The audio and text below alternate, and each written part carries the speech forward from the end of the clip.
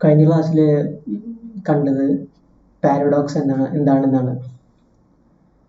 Consider the sentence this sentence is false. It is certainly a declarative sentence. ഇതൊരു sentence ആണ്, പക്ഷെ ഒരു preposition അല്ല. കാരണം എന്താണെന്ന് നോക്കാം. പ്രപ്പോസിഷൻ ആണെങ്കിൽ എന്ത് വേണം? നമുക്ക് തന്നിട്ടുള്ള വാചകം ശരിയോ തെറ്റോ ആവണം. സിൻസ് ഇപ്പോൾ സ്റ്റേറ്റ്മെന്റ് ഇതാണ്, ദിസ് സെന്റൻസ് ഈസ് ഫോൾസ്. ഇനി നമ്മൾ ശരിയായ സെന്റൻസ് എടുത്തെന്ന് വിചാരിക്കുക. ഉദാഹരണത്തിന് Thiruvananthapuram is the capital of Kerala. അപ്പൊ ഇത് ട്രൂ ആയുള്ള സെന്റൻസ് ആണ്, പക്ഷെ അവരെന്താ പറയുന്നത്? അത് ഫോൾസ് എന്നാ പറയുന്നത്. വ്യത്യാസം മനസ്സിലായോ? This sentence is false. അപ്പൊ നമ്മൾ സെന്റൻസ് ട്രൂ ആയിട്ട് എടുത്തു കഴിഞ്ഞാൽ, ഉദാഹരണത്തിന് Thiruvananthapuram is the capital of Kerala എടുത്തു കഴിഞ്ഞാൽ ആ സെന്റൻസ് തെറ്റാണെന്ന് അവർ പറയണേ. ഒരു ബുദ്ധിമുട്ട് മനസ്സിലായോ? തിരിച്ച് ഫോൾസ് ആയ സെന്റൻസ് എടുക്കുക. ഫോൾസ് ആയ സെന്റൻസ് എന്ന് പറഞ്ഞാൽ 2 + 3 = 6. ആ ഫോൾസ് ആയ സെന്റൻസ് ഞാൻ എടുത്തു. ഈ സെന്റൻസ് ആണ് ഞാൻ പറയുന്നത് 2 + 3 = 5. അപ്പോൾ ദാറ്റ് സെന്റൻസ് ഈസ് ഫോൾസ്. തെറ്റായ സെന്റൻസ് തെറ്റാന്നാ പറയണത്, പക്ഷെ തെറ്റായ സെന്റൻസ് ശരിയാണ്. അല്ല, മനസ്സിലായോ? 2 + 3 = 5 അത് തെറ്റായ സെന്റൻസ് ആണ്. ആ തെറ്റായ സെന്റൻസ് എന്നുള്ളത് തെറ്റെന്നാ പറയണത്. മനസ്സിലായോ? അങ്ങനെ ഒരു കോൺട്രഡിക്ഷൻ വരുന്നുണ്ട് ഇവിടെ. കാരണം അതായത് ഒന്നുകൂടെ നോക്കാം. It is certainly a declarative sentence but not a preposition, because if we assume that the sentence is true, it is false, and if we assume that it is false, the sentence is false, then it is true.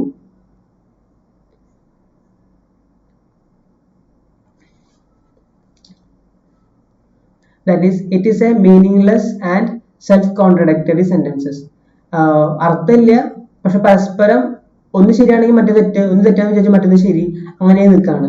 അതിനെയാണ് നമ്മൾ എന്ന് പറയാ. അതൊരു preposition അല്ല, അതിനെയാണ് നമ്മൾ paradox എന്ന് പറയാ. This is paradox. Then simple and compound prepositions.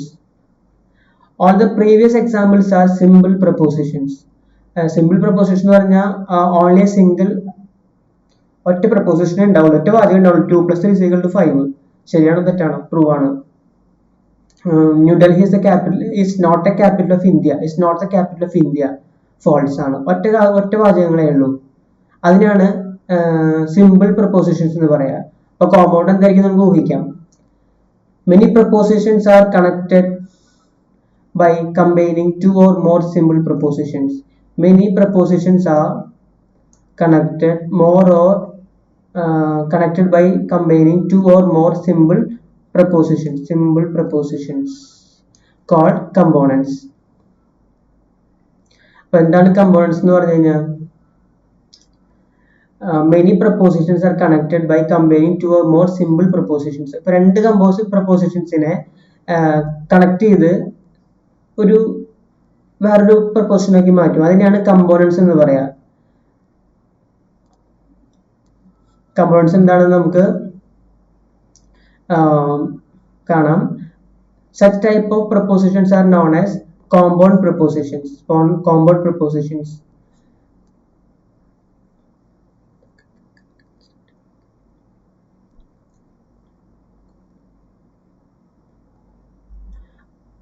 ഒരു കോമ്പൗണ്ട് പ്രപ്പോസിഷൻ എന്ന് പറഞ്ഞാൽ 2 കമ്പോണൻസ് ഉണ്ടാവും.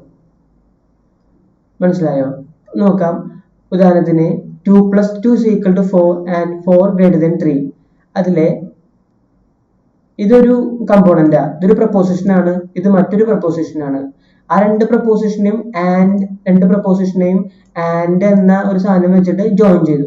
അപ്പോൾ ഈ രണ്ടെണ്ണം കൂടി ചേർന്നതിനെ കോമ്പൗണ്ട് പ്രപ്പോസിഷൻ എന്ന് പറയും. അതിന് ഓരോന്നിനെയും കമ്പോണൻസ് എന്ന് പറയും. നമുക്ക് നോക്കാം.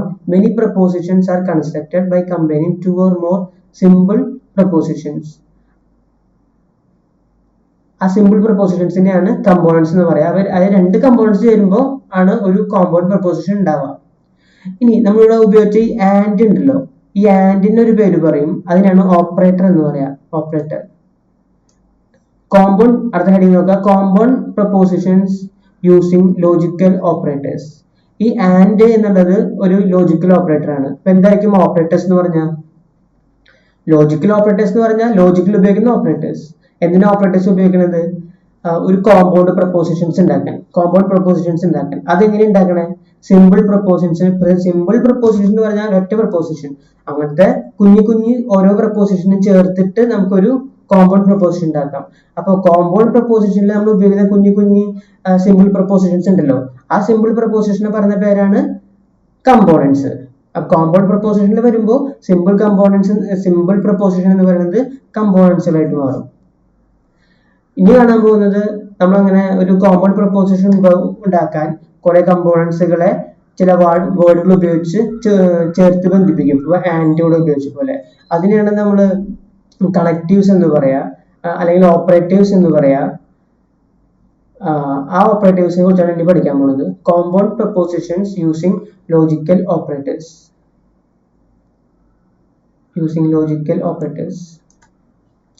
First one, conjunction and. നിങ്ങളിത് കമ്പ്യൂട്ടർ സയൻസുകാരൊക്കെ പഠിച്ചിട്ടുണ്ടാവും. Operators, conjunction. The conjunction of two binary propositions. Two binary അല്ല, ആർബിട്രറി എന്ന് പറഞ്ഞാൽ നമ്മൾ മാത്സിൽ കാണാൻ പോകുന്ന ഒരു വാക്കാണ് ആർബിട്രറി. യാതൊരു കണ്ടീഷൻ തരാതെ നമ്മൾ ഇഷ്ടംപോലെ. ഉദാഹരണത്തിന് നിങ്ങളുടെ ക്ലാസ്സിൽ എന്നെ ഒരു കുട്ടീനെ പേരെടുത്ത് വിളിക്കുന്നു, ഒരു അശ്വിനെ പേരെടുത്ത് വിളിക്കുന്നു, അല്ലെങ്കിൽ ഒരു അമൃതയെ പേരെടുത്ത് വിളിക്കുന്നു. ഞാൻ യാതൊരു പക്ഷഭേദവും കാണിക്കാതെ എനിക്ക് തോന്നിയ പോലെ വിളിച്ചാണ് ഒരു പേര്. അങ്ങനെ ഇഷ്ടം പോലെ ഒരു കണ്ടീഷനും വെക്കാതെ, പ്രത്യേക ഒരു കണ്ടീഷനും വെക്കാണ്ട്, ഒരു മുൻവിധിയും ഇല്ലാണ്ട് പെട്ടെന്ന് തന്നെ വിളിക്കുന്നതിനെയാണ് ആർബിട്രറി എന്ന് പറയാം.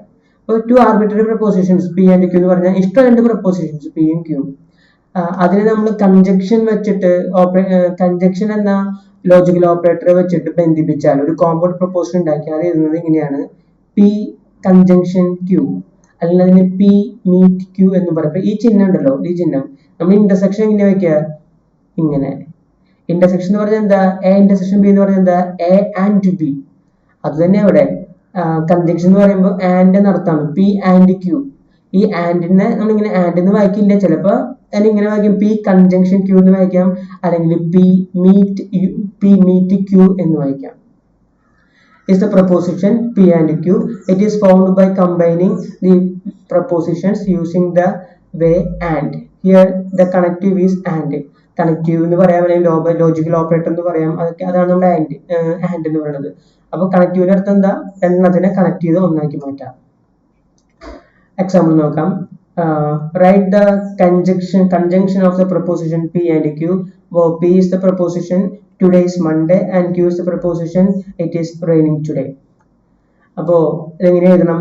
P നമുക്കറിയാം, P is the preposition today is Monday and Q is the preposition it is raining today. അപ്പൊ P conjunction Q എന്ന് പറഞ്ഞാൽ P to conjunction or meet Q is equal to today is Monday. ഒന്നാമത്തെ എഴുതി.